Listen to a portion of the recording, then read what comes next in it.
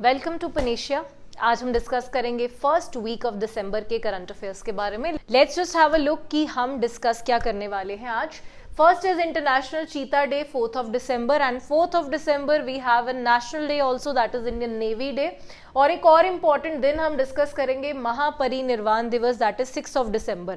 तो पूरे हफ्ते के 3 तो इंपॉर्टेंट डेज ही हम डिस्कस करने वाले हैं। Then is word of the year, जो डिफरेंट डिक्शनरीज हर साल डिक्लेयर करती हैं। We will discuss some important appointments, military exercises, science festival of India and new missile that is being tested by Indian Navy and Proba 3 mission जो कि अभी recently launch हुआ है and also 3 year हो चुके हैं गवर्नमेंट की PLI scheme को लॉन्च हुए हुए। So these are all the topics that we are going to discuss today। पहले हम बात करेंगे इंटरनेशनल चीता डे के बारे में, that is being celebrated on 4th of December। 2-3 साल से चीता न्यूज में आप लोगों ने बहुत ज्यादा देखा होगा। 2022 में सितंबर में इंडियन गवर्नमेंट ने एक नया चीता प्रोजेक्ट इंट्रोड्यूस किया था इंडिया में, जहां पे हमने चीता को नमीबिया से लाकर इंडिया में री इंट्रोड्यूस किया था। अब री इंट्रोड्यूस करने से आपको पता चल रहा है कि ओरिजिनली इंडिया में चीता मिलते थे, जो आपको पता है कि मिलते थे, लेकिन इंडिया से वो स्पीशीज एक्सटिंक्ट हो चुकी थी, खत्म हो चुकी थी। अब हमने दोबारा से अफ्रीका से उनको यहाँ पे लाकर उसको रिवाइव करने की हम लोग कोशिश कर रहे हैं। We are in between of that process. तो चीता एट प्रेजेंट इंडिया के लिए एक बहुत ही इंपॉर्टेंट स्पीशीज है, तो ये डे हमारे लिए बहुत इंपॉर्टेंट है। और इस दिन इंडिया ने 2 नए चीतास को री इंट्रोड्यूस किया है नेशनल पार्क्स के अंदर, जिनको अभी हमने एक प्राइवेट एरिया में रखा हुआ था। उनकी हेल्थ को हम लोग रिकॉग्नाइज कर रहे थे, ऑब्जर्व कर रहे थे, वहां से हमने उनको ओपन जंगल में in the national parks release कर दिया है। तो ये इस साल का अपडेट था। इंटरनेशनल चीता डे हमने मनाना शुरू किया 2010 से, जहाँ पे लॉरी मार्कर ने एक चीता कंजर्वेशन फंड बनाया था बहुत साल पहले। उनकी याद में हम लोग ये दिन मनाते हैं। It is found in 2 continents only. चीता की इंपॉर्टेंट चीज ये है कि सिर्फ दुनिया के 2 ही कॉन्टिनेंट्स में मिलता है, एशिया एंड अफ्रीका। और एशिया एंड अफ्रीका के चीताज में थोड़ा सा फर्क होता है in their appearance and in their everything. तो एशिया के जो जितने भी चीता की स्पीशीज हैं वो IUCN के अकॉर्डिंग क्रिटिकली एंडेंजर्ड हो चुकी है, मतलब कभी भी खत्म हो सकती है। It is on the verge of extinction. और जो अफ्रीकन चीताज हैं वो वल्नरेबल कैटेगरी में आते हैं, लेकिन मतलब उनकी पॉपुलेशन तो सफिशिएंट है, लेकिन हम उनको भी कहीं ना कहीं बचाने की कोशिश कर रहे हैं। They need help in that. तो अफ्रीका वाले वल्नरेबल हैं, पहले तो ये याद रखेंगे उनका स्टेटस क्या है। और एशिया वाले क्रिटिकली एंडेंजर्ड हो चुके हैं। 2022 में जो इंडिया लेकर आया था चीताज बाहर से, वो अब तक का दुनिया का सबसे बड़ा इंटरनेशनल ट्रांस कॉन्टिनेंट ट्रांसलोकेशन था, कि एक अलग कॉन्टिनेंट से दूसरी कॉन्टिनेंट में एक बड़े वाइल्ड एनिमल को शिफ्ट किया जा रहा है। और इन वाइल्ड एनिमल्स को लाकर रखा गया था कूनो नेशनल पार्क इन मध्य प्रदेश। प्रेजेंट इंडिया में 24 है हमारे पास चीताज, जिनमें से 12 चीताज जो हैं वो कब्ज हैं, अभी छोटे हैं। 2019 में इंटरनेशनल बिग कैट लाइन शुरू किया था, इंडियन प्राइम मिनिस्टर का विजन था। ये बहुत इंपॉर्टेंट चीज है इंडिया के लिए। इंडिया ने कोशिश करी थी इंटरनेशनल लेवल पे उन सभी कंट्रीज को एक अलायंस में इकट्ठा करने की, वो सारी कंट्रीज जिन कंट्रीज में ये सारी बिग कैट्स मिलती हैं। पर्टिकुलरली 7 बिग कैट्स की बात करी हुई थी। These are the names you can see here. इनमें से जो पहले 5 हैं चीता तक, ये 5 इंडिया में भी मिलते हैं, आखिरी के 2 इंडिया में नहीं मिलते, लेकिन अफ्रीकन कंट्रीज में मिलते हैं। तो 2019 में पहली बार हमारे प्राइम मिनिस्टर ने बात करी कि हमें एक इंटरनेशनल बिग कैट अलायंस बनाना चाहिए। 2023 में पिछले साल इस अलायंस की ऑफिशियली शुरुआत करी गई, इंडिया उसका मेंबर बना। एट प्रेजेंट इसके सिर्फ 4 ही मेंबर कंट्रीज हैं। जैसे जैसे ये अलायंस फेमस होगी, हम इन बिग कैट्स को इंटरनेशनल लेवल पर बचाने की कोशिश करेंगे। So these are all the important points जो चीता के रिलेटेड आप याद रखेंगे। It is one of the most important species of India at this time. Next हम बात करते हैं navy day 4th of December। Navy, Indian navy की शुरुआत हुई थी 26 जनवरी 1950 में। उससे पहले भी नेवी थी इंडिया में, उसको हम रॉयल इंडियन नेवी कहते थे। लेकिन जब 26 जनवरी 1950 में इंडियन नेवी की शुरुआत हुई on our first republic day, बहुत सालों के लिए, अप्रॉक्सीमेट 8 सालों के लिए किसी भी इंडियन को नेवी चीफ नहीं बनाया गया था। सो फर्स्ट नेवी चीफ जो थे हमारे, उनका नाम था sir William Edward Perry, chief of naval staff हम इनको कहते हैं। फर्स्ट इंडियन जो बने वो बने वाइस एडमिरल रामदास कटारी, जिनको बनाया गया 1958 में जाके। प्रेजेंट नेवी चीफ की बात करें वो है एडमिरल दिनेश कुमार त्रिपाठी। तो ये 3 नाम एक तो आप याद रखेंगे, इंपॉर्टेंट है। और 4th दिसंबर हमने डेट चूज करी, इसका रेफरेंस है इंडिया पाकिस्तान पाकिस्तान वॉर जो 1971 में हुई, जिस वॉर में इंडियन नेवी ने एक ऑपरेशन कंडक्ट किया था पाकिस्तान के कराची के ऊपर, जिसका नाम था ऑपरेशन ट्राइडेंट, जिसमें इंडिया का कोई नुकसान नहीं हुआ था, लेकिन हमने काफ़ी ज़्यादा जो नुकसान है वो पाकिस्तान का कर दिया था, और इसके बाद ही बांग्लादेश को लिबरेशन मिली थी। तो उस ऑपरेशन की सक्सेस को रिकॉग्नाइज करते हुए ये 4 दिसंबर का डेट हमने चूज किया था। थीम की अगर हम बात करें तो थीम था strength and power through innovation and indigenization. Overall ही हमारा जो डिफेंस सेक्टर है वो इंडिजिनाइजेशन की बात कर रहा है, वो डोमेस्टिक लेवल पर इंडस्ट्रीज लगाने की बात कर रहा है, क्योंकि इंडिया दुनिया का सबसे बड़ा वेपन इंपोर्टर है। हम उस स्टेटस को खत्म करके इंडिया में वेपन बनाना चाहते हैं। Third important thing, father of Indian navy हम कहते हैं छत्रपति शिवाजी को। पिछले साल का नेवी डे अगर आप लोगों को याद होगा, इस साल भी वो न्यूज में चल रहा था। महाराष्ट्र के एक फोर्ट में छत्रपति शिवाजी की एक जो मूर्ति है, स्टैचू जो है, उसको अनवील किया गया था पिछले साल बाय आवर प्राइम मिनिस्टर, और इस साल आते आते in the beginning of the year उस स्टैचू टूट गया था, जिसकी वजह से वो न्यूज में काफी लंबे टाइम के लिए चला था।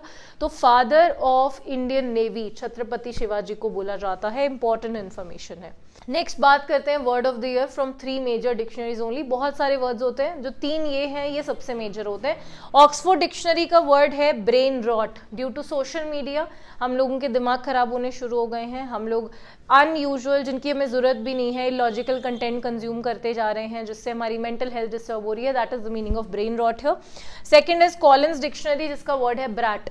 ब्रैट जो वर्ड है वो वैसे तो इसका मतलब होता है बिगड़े हुए बच्चे, यहाँ पे ब्रैट का मतलब है एक सेल्फ डिपेंडेंट इंडिविजुअल, और ये वर्ड जो है ये कमला हैरिस की कैंपेन में फेमस हुआ था।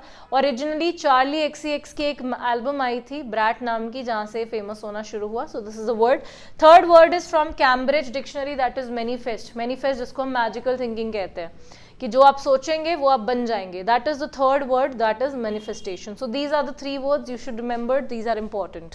नेक्स्ट हम बात करेंगे 3 इंपॉर्टेंट अपॉइंटमेंट्स के बारे में। First of course will talk about new chief minister of Maharashtra, very important. Maharashtra में अभी इलेक्शन हुए थे और काफी अच्छी मेजोरिटी से महायुति अलायंस ने इलेक्शन जीता है। अलायंस में 3 मेजर पार्टीज हैं, BJP, Shiv Sena and NCP, Nationalist Congress Party. तीनों के ही कैंडिडेट्स पिछले साल भी सरकार चला रहे थे, अब भी वही सरकार चला रहे हैं, बस इंटरनल कुछ एडजस्टमेंट्स हो गई हैं। पिछले साल जो सरकार चल रही थी उसमें चीफ मिनिस्टर थे एकनाथ शिंदे फ्रॉम शिवसेना, जिनको अब बना दिया है डेप्यूटी चीफ मिनिस्टर। जो पिछले साल डेप्यूटी चीफ मिनिस्टर थे फ्रॉम बीजेपी देवेंद्र फडणवीस, उनको बना दिया गया है नया चीफ मिनिस्टर। एंड जो एनसीपी के अजीत पवार हैं, that remains on its same position of being deputy chief minister. So these are the results. India को री इलेक्ट कर लिया है यूएस पीस बिल्डिंग कमीशन के लिए फॉर नेक्स्ट फिस्कल ईयर 25-26 के लिए। यूएन पीस बिल्डिंग कमीशन की शुरुआत 2015 में हुई and India was one of the founding members. इसमें ये एक एडवाइजरी बॉडी है कि दुनिया भर में जब लड़ाइयाँ होती हैं तो उसमें एडवाइज करने का काम करती है। इसके मेंबर नेशंस वही कंट्रीज होती हैं जो यूनाइटेड नेशंस में मेंबर कंट्रीज होती हैं। इसी कमीशन के अंडर एक पीस कीपिंग जो पर्सोनल है, जो आर्मी है, वो स्टेब्लिश करी जाती है यूएन के अंडर, जिसमें इंडिया लार्जेस्ट कंट्रीब्यूटर है। एट प्रेजेंट भी 8-9 हज़ार सोल्जर हैं इंडिया के, जो इस पीस कीपिंग आर्मी के अंडर अलग अलग कंट्रीज में काम कर रहे हैं, जैसे सीरिया, सूडान, कॉन्गो, इन सब कंट्रीज में। और आज तक भी इंडिया काफ़ी ज़्यादा इसमें कंट्रीब्यूट कर चुका है। कुछ साल पहले इंडिया ने एक ऑल वुमेन बटालियन भी इस पीस कीपिंग मिशन के लिए भेजी थी। तो इंडिया के लिए यूनाइटेड नेशंस में कंट्रीब्यूट करने के लिए एक बहुत इंपॉर्टेंट फैक्टर है। इस कमीशन में इंडिया को री इलेक्ट कर लिया गया है। That is a big achievement for India and also India can contribute a lot towards it. Third major appointment is new MD and CEO of NSDL। NSDL is national securities depository limited. ये एक online जो हम securities का transfer करते हैं, एक online आप ये कह लीजिए प्लेटफॉर्म है या एक डिपॉजिटरी है, जो हम आजकल सारे शेयर्स ऑनलाइन ट्रांसफर करते हैं। वो शेयर्स जहां रखे जाते हैं, जिस डिपॉजिटरी में रखे जाते हैं, दैट इज NSDL। उसके नए MD and CEO चूज किए गए हैं, विजय चंडोक नाम है इनका। He has succeeded Padmaja Chundru और इनका जो टेन्योर है दैट विल बी 5 years और 65 years of age. NSDL was established in 1996। It is headquartered in Mumbai और ये एक बहुत इंपॉर्टेंट डिपॉजिटरी है। 2 है इंडिया में, उनमें से ये वाली ज्यादा इंपॉर्टेंट है। कुछ टाइम पहले इसने हाईएस्ट जो रिकॉर्ड है वो भी ब्रेक किया था, तो उस पॉइंट ऑफ व्यू से it is very very important. Next हम बात करेंगे 2 मिलिट्री एक्सरसाइजेस की। इसमें से SIMBEX is very very important. India और कंबोडिया की ये अब तक की पहली मिलिट्री एक्सरसाइज, इसका नाम रखा गया है सिनबैक्स और ये हुई है पुणे महाराष्ट्र में 1 to 8 दिसंबर तक। और इसमें जो ट्रेनिंग दी गई है एक दूसरे के सोल्जर्स को in this exercise, that was based on peace keeping missions. जो इंडिया के पास सारी एक्सपर्टिस है वो हम कंबोडिया को देने की कोशिश कर रहे हैं कि पीस कीपिंग मिशंस में कैसे काम किया जाता है। दूसरी एक्सरसाइज है हरी माऊ शक्ति, ये काफी बार पेपर में भी देखने को मिल चुकी है। It is 4th India Malaysia joint military exercise. Hari Mau Shakti में Hari and Mau, Mau is from Malaysia and Hari is from India, दोनों को इकट्ठा करके हमने एक मिलिट्री एक्सरसाइज का नाम रखा है। हर साल होती है, इस साल 4th हुई है और इसमें हमने जंगल काउंटर इंसर्जेंसी के रिलेटेड सोल्जर्स को ट्रेनिंग दी है कि जंगल में जब लड़ाई होती है तो तब आपने उन सिचुएशंस को कैसे हैंडल करना है। नेक्स्ट हम बात करते हैं इंडिया इंटरनेशनल साइंस फेस्टिवल के बारे में। इसको 2015 में ही शुरू किया गया था, तो ये लेटेस्ट ही है और इस साल का बहुत ही ज़्यादा इंपॉर्टेंट है क्योंकि IIT गुवाहाटी में हुआ है। पहली बार इंडिया का साइंस फेस्टिवल एक नॉर्थ ईस्ट स्टेट में किया गया है, इन IIT गुवाहाटी इन असम। तो इस पॉइंट ऑफ व्यू से it is very very important. और दूसरी चीज़ थीम हमने रखा था transforming India into a science and tech driven global manufacturing hub. Science and tech का यूटिलाइजेशन करके हम इंडिया को एक ग्लोबल मैन्युफैक्चरिंग हब बनाना चाहते हैं। बहुत सारी इंपॉर्टेंट चीज़ें, बहुत सारे इंपॉर्टेंट अलग अलग वहाँ पे स्टॉल्स लगाए गए थे, अलग अलग चीज़ों को प्रेजेंट किया गया, अलग अलग सेमिनार्स कॉन्फ्रेंसेस लगाए गए, जिनमें से सबसे ज्यादा बड़ा हाईलाइट था ये मून रेप्लिका। चंद्रयान 3 मिशन में जो इंडिया ने सक्सेस हासिल की है उसको देखते हुए हमने ये एक मून रेप्लिका वहां पे प्रेजेंट किया था which is very similar to moon. और चंद्रयान नाम का एक अलग से प्लेटफॉर्म बनाया गया था जहां पे उसके रिलेटेड इन्फॉर्मेशन दी गई and these are the other things जो वहां पे बनाई गई। साइंसेस डिपार्टमेंट का एक अलग से सागरिका नाम का एक प्लेटफॉर्म था। पीपल साइंस बियॉन्ड बॉर्डर्स पे डिस्कशन हुआ, फ्यूजन एटॉमिक एनर्जी पे बात करी गई, न्यू नालंदा नाम की एक नई चीज़ थी, नारी शक्ति के ऊपर बात करी गई कैसे वो स्टेम में कंट्रीब्यूट कर रही हैं। तो साइंस फेस्ट कहाँ हुआ था, that is most important. Dates क्या थी, थीम क्या था, these are all the important things. Next we'll talk about a new missile that is being tested by Indian Navy जिसका नाम है K4। पहले हम बात करेंगे इंडियन सबमरीन्स के बारे में। इंडिया के शिप्स, इंडियन नेवी के सबमरीन्स और इंडियन नेवी के जितने भी स्टेशंस होते हैं उनको हम INS से रिप्रेजेंट करते हैं। यहाँ पे जो इंडिया के पास दो तरह के बेसिकली हमारे पास इंडियन नेवी सबमरीन्स हैं, एक जिनको हम डीजल पावर्ड कहते हैं, एक जिनको हम न्यूक्लियर पावर्ड कहते हैं। डीजल पावर्ड सबमरीन्स इंडिया के पास हमेशा से हैं, जिसमें इंडिया के पास एक कालवरी क्लास ऑफ सबमरीन है, शिशुमर क्लास ऑफ सबमरीन है और Sindhu Ghosh class of submarines है।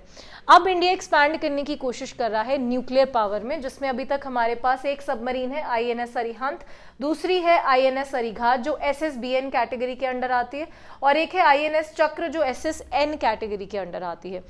INS अरिघात इस साल का करंट अफेयर है।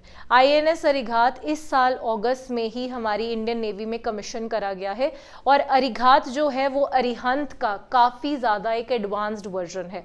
तो एक तो ये बात आप ध्यान में रखिए कि इंडिया न्यूक्लियर पावर्ड सबमरीन्स में एक्सपैंड करने की कोशिश कर रहे हैं, because obviously they are more powerful, they are more successful and they are more advanced in technologies. अभी जैसे दुनिया भर में बहुत अलग अलग कंट्रीज इस टेक्नोलॉजी को अडेप्ट करने की कोशिश कर रही हैं, जैसे कि Australia through AUKUS group Australia US UK से नेगोशिएशन करके न्यूक्लियर पावर्ड सबमरीन्स की टेक्नोलॉजी लेना चाहता है। Similar cases with India also, India भी अलग अलग नेगोशिएशंस करके अमेरिका जैसी कंट्री से इन टेक्नोलॉजीज को लेना चाहता है और इन सबमरीन्स को इंडिया में मैन्युफैक्चर करना चाहता है।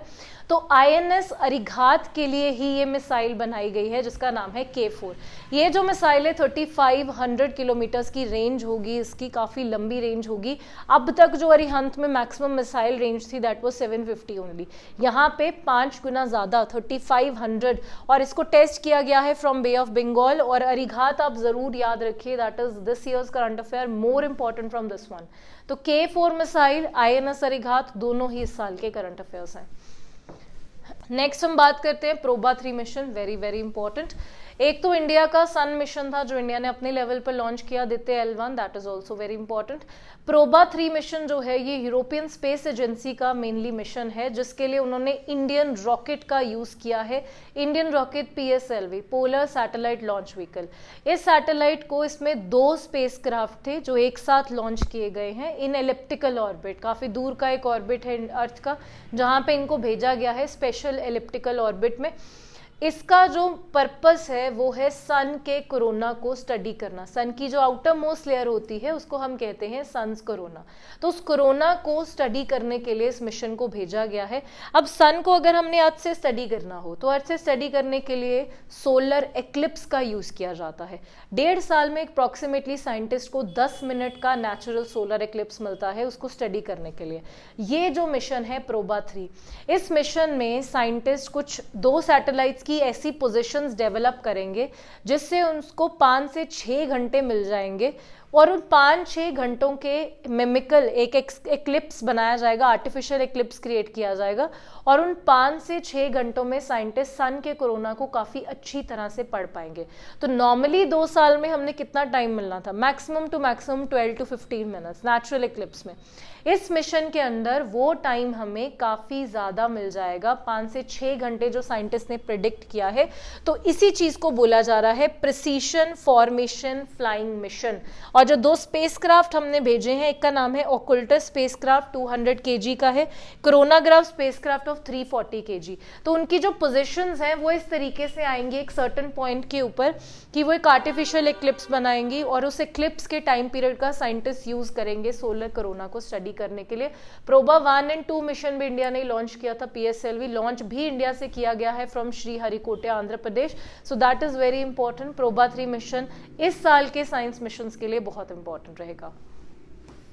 आगे हम बात करते हैं 6 दिसंबर, that is being observed as Mahaparinirvan Diwas, जो भी कुछ सालों से ही हमने इंडिया में करना शुरू किया है। सिंस 2014 और 15 हमने इसकी शुरुआत करी। It is basically death anniversary of doctor BR Ambedkar. तो BR अम्बेडकर जी ने महाद नाम का एक सत्याग्रह शुरू किया था 1927 में, जिसमें उन्होंने इनिशिएटिव लिया कि जो पब्लिक वाटर सप्लाई है उसमें से हर जाति हर धर्म के लोग को उसमें से पानी मिलना चाहिए। So he was leader of depressed section in India. Indian government ने कुछ सालों से 5 जगह हैं जो डॉक्टर BR अम्बेडकर जी को हम डेडिकेट करते हैं, उन जगह को एक नाम दिया हुआ है पंच तीर्थ। उन पंच तीर्थ में से कुछ प्लेसेस हैं 5 जो बहुत इंपॉर्टेंट है हमारे लिए। एक तो उनकी जन्मभूमि है Mhow, that is in Madhya Pradesh. Then एक महापरिनिर्वाण दिवस, एक प्लेस ऑफ डिमाइस है दिल्ली में जहाँ पे उनकी डेथ हुई थी, यहाँ पे एक मेमोरियल बना हुआ है। देन चैत्य भूमि इन मुंबई जहाँ पे उनका क्रिमेशन हुआ, प्लेस ऑफ हिज क्रिमेशन। दीक्षा भूमि इन नागपुर जहाँ पे उन्होंने बुद्धिज्म को अडैप्ट किया था।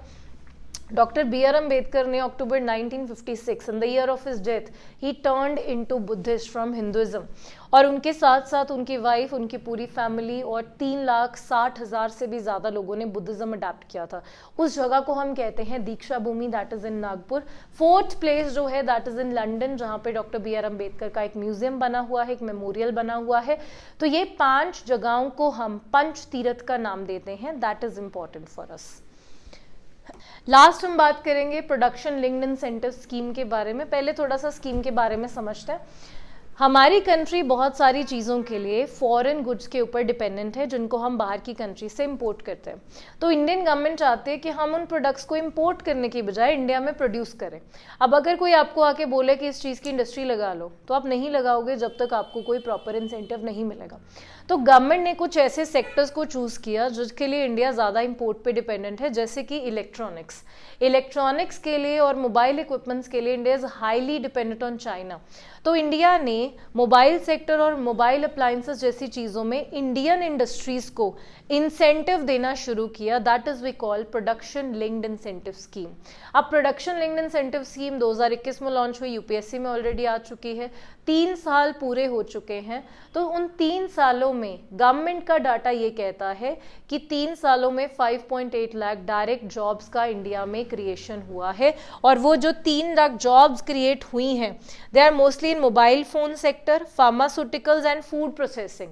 ये जो 3 इंडस्ट्री है इसमें हम उतनी ग्रोथ नहीं कर पाए, लेकिन यहाँ पे हमें सिग्निफिकेंट ग्रोथ देखने को मिली है। तो अब गवर्नमेंट दोबारा से नई PLI 2.0 वर्जन स्कीम लॉन्च करेगी, जिसमें अकॉर्डिंग टू गवर्नमेंट डाटा जो मेन फोकस होगा that will be on drone industry. अब ड्रोन्स का यूज़ इंडिया ने काफ़ी ज़्यादा बढ़ा रहा है, हम सर्विलेंस करने के लिए बॉर्डर्स के ऊपर ड्रोन्स डिप्लॉय करते हैं, हम एग्रीकल्चर में ड्रोन्स को लाने की कोशिश कर रहे हैं जिसमें हम आर्टिफिशियल स्प्रिंकलिंग जो फर्टिलाइजर और पेस्टिसाइड के वो ड्रोन से करना शुरू कर देंगे। एक लखपति दीदी नाम की स्कीम है जिसमें सेल्फ हेल्प ग्रुप में वमेंस को ड्रोन्स दिए जा रहे हैं एग्रीकल्चर में यूज़ करने के लिए।